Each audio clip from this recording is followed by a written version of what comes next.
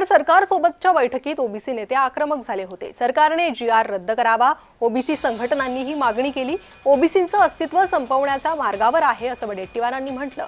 मराठा समाजाचं कुणबीकरण करण्याचा प्रयत्न होतोय। मराठा आरक्षणाच्या या जीआरमुळे ओबीसी अडचणीत आले। ओबीसी बैठकीनंतर वडेट्टीवारांनी ही प्रतिक्रिया दिली आहे।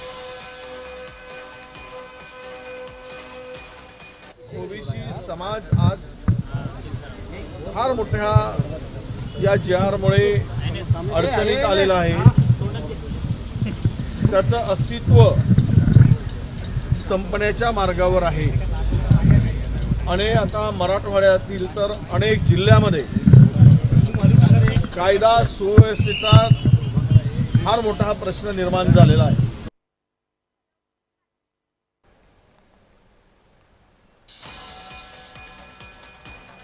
तर ओबीसींचं अस्तित्व संपण्याच्या मार्गावर असल्याचं वडेट्टीवारांनी म्हटलेलं आहे।